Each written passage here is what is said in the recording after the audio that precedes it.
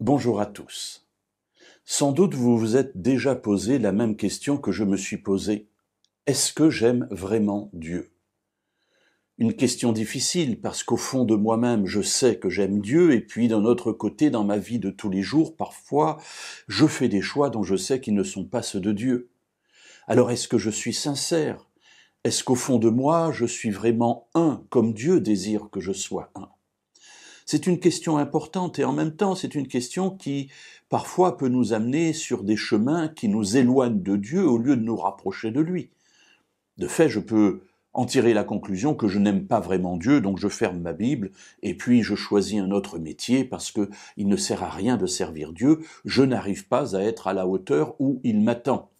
Alors mes amis, rassurez-vous, non, vous n'arrivez pas à être à la hauteur où Dieu vous attend, et c'est pour ça que Jésus est mort pour nous, et c'est pour cela que l'Esprit nous est donné pour que lui accomplisse l'œuvre de Dieu en nous. Et puis dans cette vie spirituelle que je mène, il y a les rendez-vous que Dieu me fixe chaque semaine, chaque Shabbat, pour aller le rencontrer, pour aller rencontrer les frères et sœurs, pour vivre avec lui. Il y a les rendez-vous de chaque jour, de temps de prière, de lecture de la parole. Et tout cela, comment est-ce que je le considère? Est-ce que j'en fais une joie? Est-ce que pour moi ce sont des difficultés? Ce sont entre guillemets des problèmes qu'il me faut résoudre? Est-ce que c'est lourd? Est-ce que c'est pesant? Voilà un certain nombre de questions que l'on peut se poser et j'en suis sûr que vous vous êtes déjà posé. Alors un épisode qui s'est déroulé du temps de l'ancien Israël m'interpelle.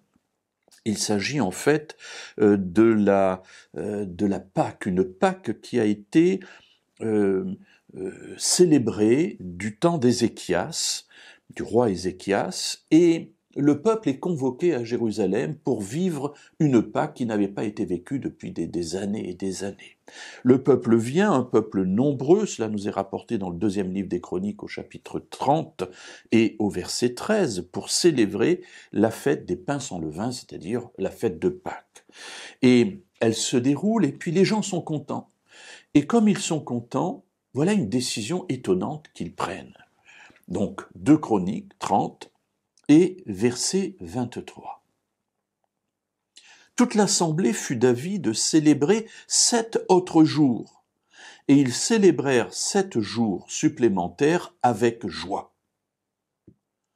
Alors je me dis, tiens, c'est intéressant, on a d'un côté le peuple qui vient pour faire, j'allais dire, ce qui est prescrit, le minimum, célébrer la fête de Pâques qui se déroule pendant 7 jours, cette fête de pain sans levain, et puis ils sont tellement heureux qu'ils se disent « écoutez, on va pas rentrer comme ça quand même.